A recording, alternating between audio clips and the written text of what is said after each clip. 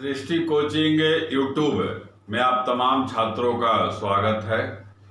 आज इतिहास का एक टॉपिक जिसमें मोहम्मद बिन कासिम, मोहम्मद गजनी और मोहम्मद गौरी के आक्रमण से जुड़े हुए प्रश्नों का जानकारी आपको दूंगा छात्र। तो आइए हम लोग शुरू करते हैं। हम लोग का टॉपिक है भारत में इस्लाम का आगमन, और उसमें सबसे पहले भारत में आता है क्वेश्चन बराबर, पहला मुस्लिम आक्रमणकारी कौन था। तो पहला मुस्लिम आक्रमणकारी जिसने भारत पर आक्रमण किया वह मोहम्मद बिन कासिम था। और इस आक्रमण का मुख्य उद्देश्य क्या था? इस आक्रमण का मुख्य उद्देश्य भारत में धन लूटना था, मुख्य उद्देश्य या मुख्य कारण। इसके अलावा मोहम्मद बिन कासिम के आक्रमण का तात्कालिक कारण भी आता है, तात्कालिक कारण।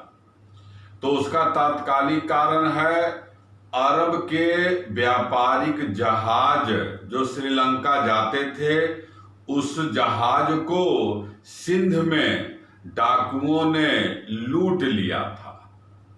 इसके बाद अरब के शासकों ने सिंध के शासकों से उन लुटेरों का मांग किया, परंतु सिंध ने उन लुटेरों को देने से मना किया। यही इस आक्रमण का तात्कालिक कारण है। दोनों आता है, मुख्य कारण, तात्कालिक कारण। और इस आक्रमण का जानकारी का स्रोत एक अरबी ग्रंथ है, चचनामा। इसी अरबी ग्रंथ से इस आक्रमण का जानकारी मिलता है।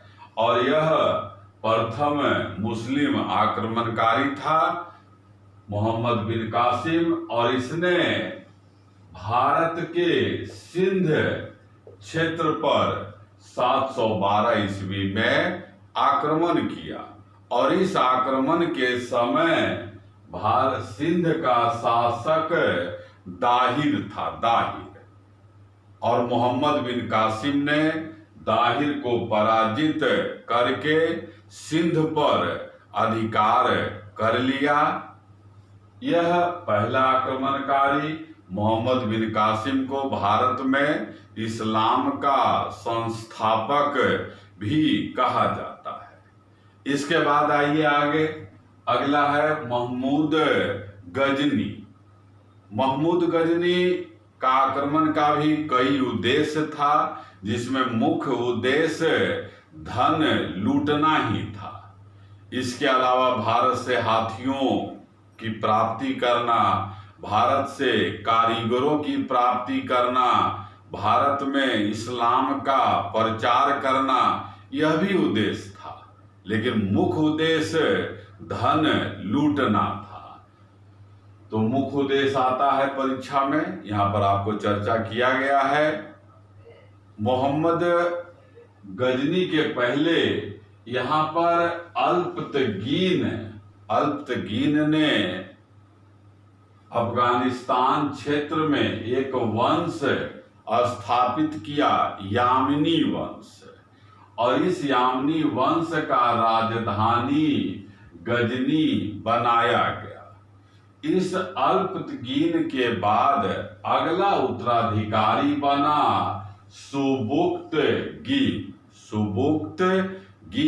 उत्तराधिकारी बना। इसने भी शासन किया। और इसी सुबुक्तगीन के बाद महमूद गजनी शासक बना। महमूद गजनी ने भारत पर पहला आक्रमण बराबर आने वाला एक प्रश्न है। भारत पर पहला आक्रमण 1000 ईस्वी में प्रारंभ किया। 1001 ईस्वी में हिंदू शाही वंश के राजा जयपाल और 1008 ईस्वी में आनंदपाल को पराजित किया। इसके बाद 1009 ईस्वी में कांगड़ा, जो हिमाचल प्रदेश में है, और इसी कांगड़ा में प्रसिद्ध ज्वालामुखी मंदिर है।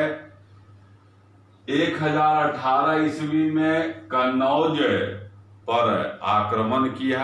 मोहम्मद गजनी ने, जो बराबर आने वाला प्रश्न है, भारत पर कुल कितना बार आक्रमण किया था, तो भारत पर कुल 17 बार आक्रमण किया। महमूद गजनी ने अंतिम आक्रमण, यह भी आता रहता है, प्रथम भी आता है, अंतिम भी आता है। अंतिम आक्रमण 1027 ईस्वी में सिंध के जाटों पर किया था, सिंध के जाटों पर। महमूद गजनी का मृत्यु 1030 ईस्वी में हुआ, 1030 ईस्वी में।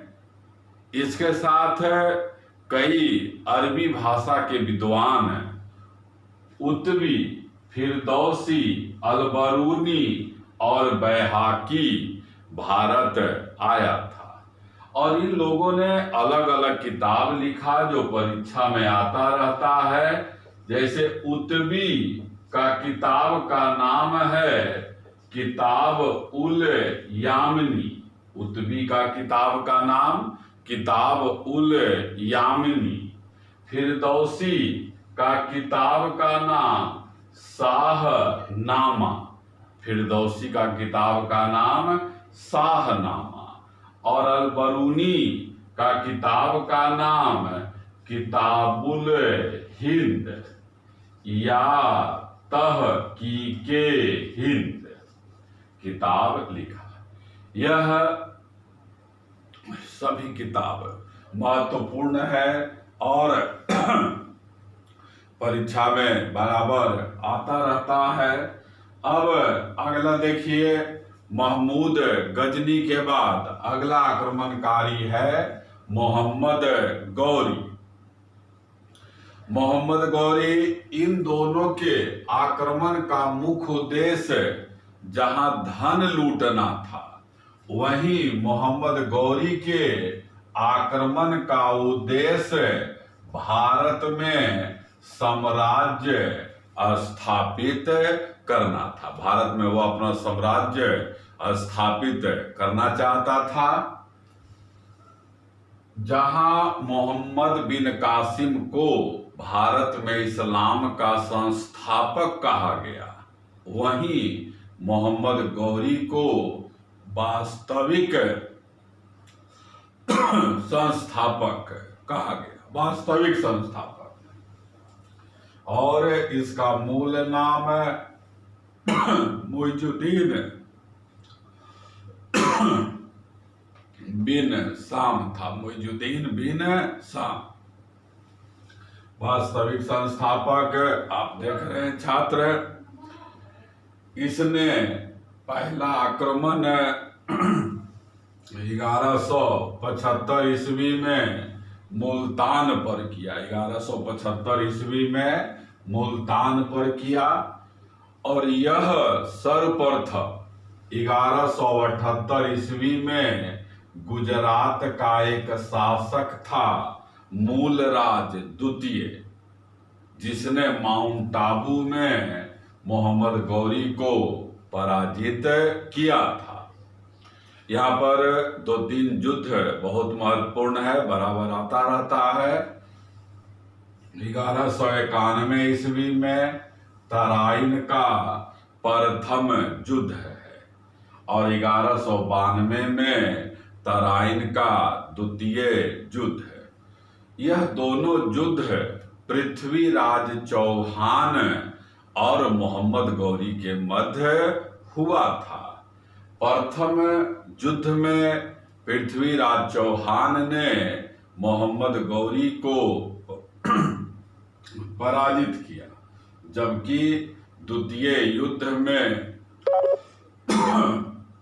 मोहम्मद गौरी क्या किया, पृथ्वीराज चौहान को पराजित कर दिया। पृथ्वीराज चौहान, यह जानकारी एक ग्रंथ से मिलता है, और वह ग्रंथ कौन है? पृथ्वीराज रासो।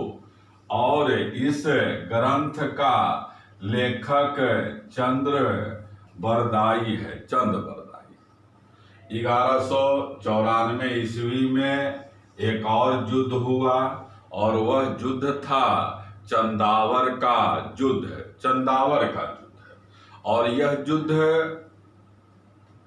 में मोहम्मद गौरी ने गढ़वाल वंश का एक राजा था जयचंद, इसी को पराजित किया। गढ़वाल वंश का राजधानी भी आता है और इसका राजधानी वाराणसी था।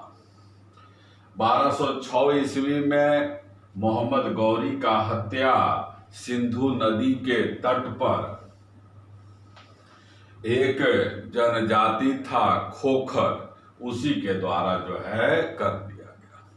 मोहम्मद गौरी का एक प्रतिनिधि था मोहम्मद बख्तियार खिलजी, और इसी बख्तियार खिलजी ने नालंदा विश्वविद्यालय में आग लगा दिया और यह विश्वविद्यालय में बौद्ध धर्म का शिक्षा दिया जाता था।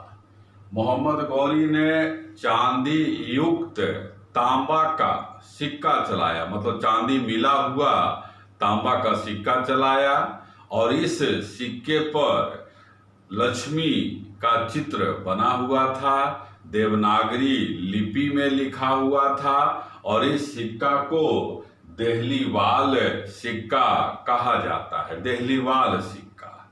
मोहम्मद गौरी ने अपना एक प्रतिनिधि कुतुबुद्दीन ऐबक को बनाया।